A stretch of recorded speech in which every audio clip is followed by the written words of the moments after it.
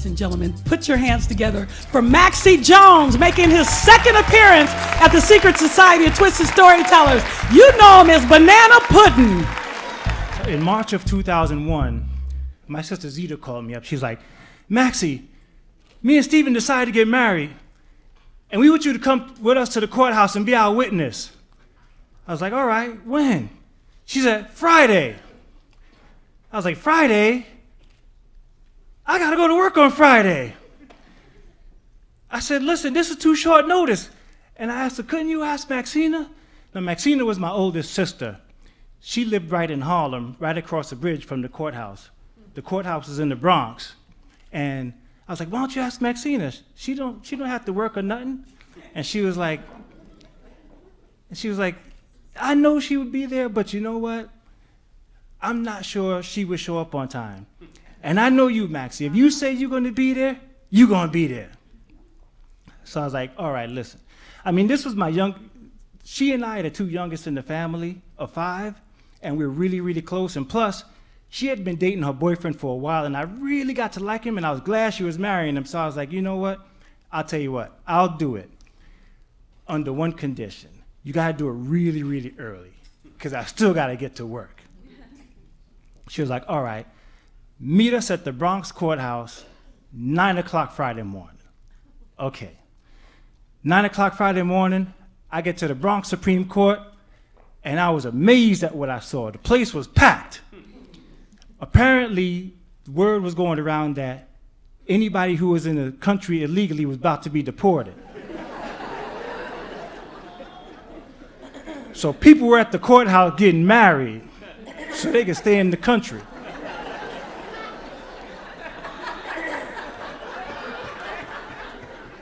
I could tell that's what was going on because there was all kinds of strange couples. I ain't saying there's anything wrong with strange couples. There was just a lot in this one place. There was this one guy, he looked like he was like 23 years old. He was marrying a woman, she had to be at least 80.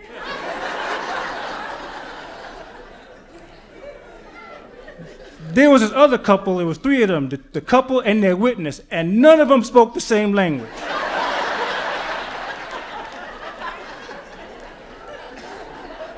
Then there was this couple, I swear they had to be brother and sister.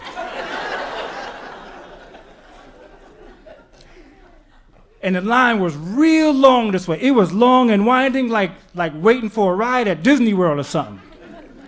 So I walked up and down the line. I was looking for my sister and her boyfriend, and they were nowhere to be found.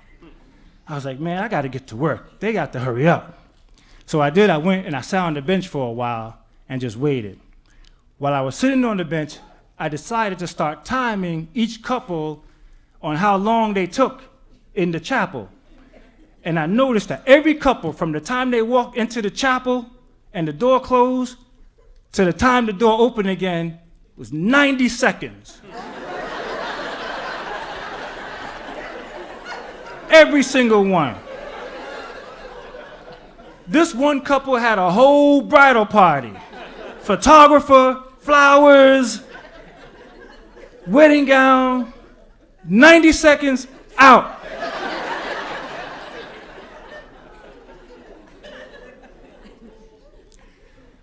And now, everybody who was waiting in line, there had to be at least 3 people with you waiting in line. It had to be the couple getting married, plus their witness. And I noticed that there was this one couple, there was this young African couple waiting in line. I noticed it was just the 2 of them. And they were waiting in line, they were looking around. I was like, oh, they witness must not have showed up.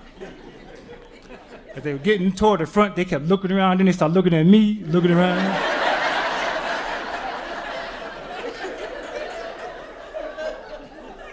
I see what's happening. When they got to the front and looked like they were 2 away from going in there, I was like, man, I'm gonna get up and get out of here before they ask me to go in there with them. Just as I got out of my seat, get ready to walk away, it was like, excuse me, sir, excuse me. Could you please go in there with us? We don't have our witness. And at first I was like, hey, look, man, I gotta get to work. But then I realized it's just 90 seconds.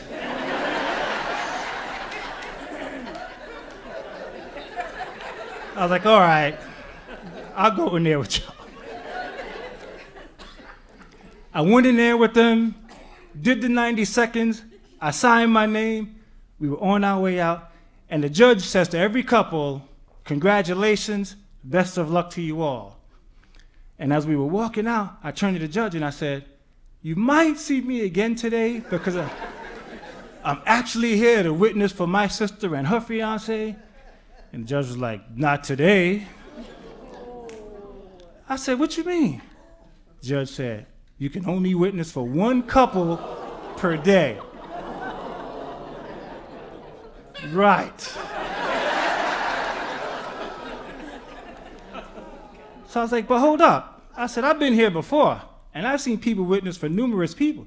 She was like, that's exactly right. Because, see, there were guys and women who would go to the courthouse and just hang out all day and make money witnessing for people. And that would really, like, invalidate the whole thing. So they decided to make this rule where you could only witness for one today. So I was like, listen, could you make at least one exception, please? And she was like, no. If I make an exception for you, I would have to do that for a whole bunch of other people. I was like, oh man, I sure hope they change their minds. And so we were walking out the chapel door, and who's standing outside the chapel door? My sister. And she's looking, where he at? Where he at? I come out the door, she's like, oh my goodness, Maxie, I'm so happy to see you. I was so afraid I wasn't gonna get married today. I was like, yeah, about that. She was like, what are you talking about? What's the matter? I said, listen, I just went in with that couple because y'all weren't here. So I went in with that couple, and then the judge told me I could only witness for one couple today, for each day. My sister went from, I'm so happy to see you, to, what the fuck did you just say to me just now?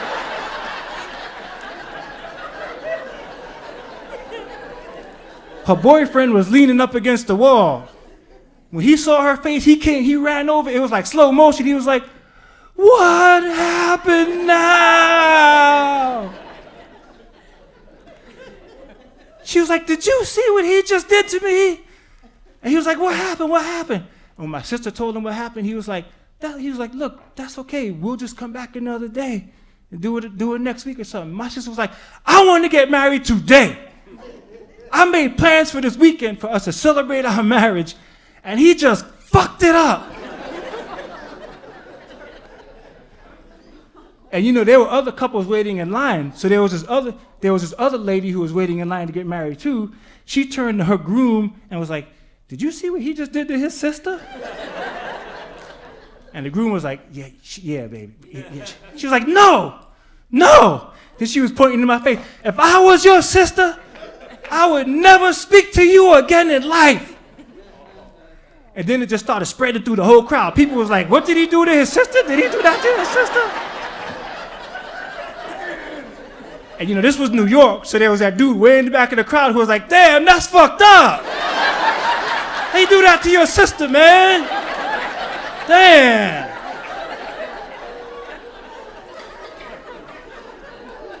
So I was like, I gotta do something. So right at that moment, the couple I had just witnessed for, I saw them darting up the stairs. So I ran after them.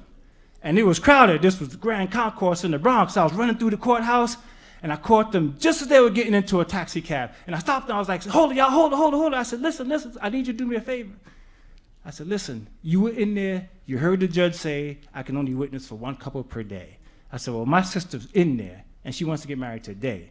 And I need y'all to go back in there and help me with this. I need one of y'all to witness for my sister. And they're both like, yeah, we would do it, but, you know, exactly. They're like, we gotta both get to work and all that. And right that minute, I turned from being Mr. Nice Guy who really needs a favor to like criminal, kidnapper. I was like, no, listen, y'all don't understand. One of you two is going back in here with me until my sister is married. Now you could talk amongst yourselves and decide which one it's going to be.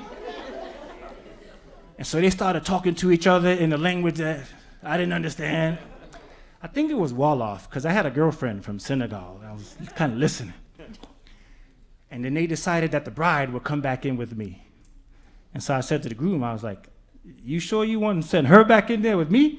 I said, because you understand, if she goes to the bathroom, I'm going to the bathroom. He's like, yeah, but I got to get back to work. And she has a little, okay. So she and I head back into the courthouse. We get downstairs, and as we're going downstairs, every single body who was down there was watching us come down the stairs, waiting to see what did I do for my sister. And you know, the truth is, any one of them could have helped us, right? Y'all know that, right? Any one of them could have helped us, but no. They just wanted the drama to stay. They left me out there. And so I woke up to my sister. I'm like, Zita, look, I got somebody who's gonna witness for you, okay? She's gonna witness for you. My sister's like, and just who the fuck is this?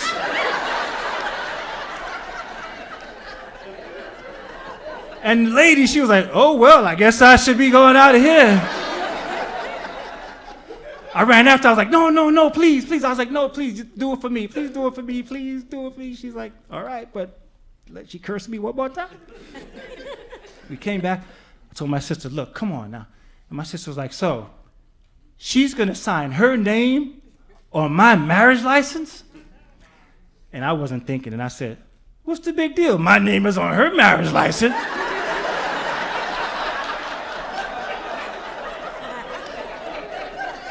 She went to swing at me, and her boyfriend grabbed her. He was like, you can't hit your brother in the courthouse.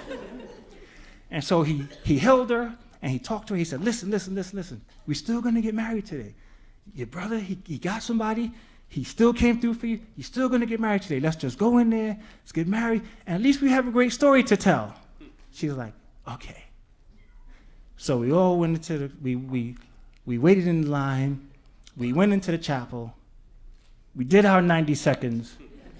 We came back out. My sister says to her, my sister's like, listen, thank you so much for sticking around. I'm so sorry about the way I behaved earlier. I really appreciate you staying. And the young lady was like, no problem, good luck to you all. And she just left. And my sister turned to me and was like, and don't you think you off the hook for that? I'm gonna kill you. And I was like, you're gonna have to kill me later because I gotta get to work. I left, I went to my job. Now I got to my job a few hours late. And not long after that, I ended up losing it. It was worth it. My sister and her husband stayed married for 9 years. When she was ready to leave him, she called me up again.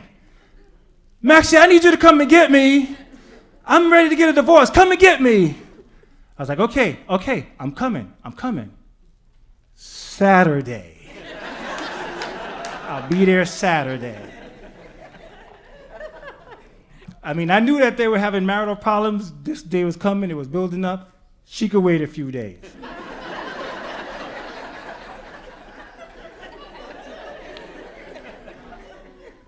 So Saturday came, I got the U-Haul, I went, loaded up the truck, moved her to her new place, and when we were finished moving, my sister said to me, she said, you know what, Maxie?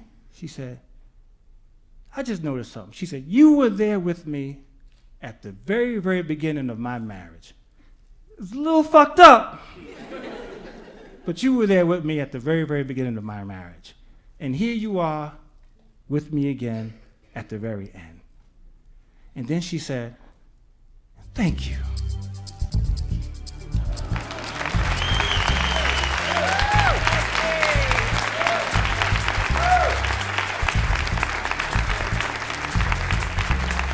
Maxie Jones!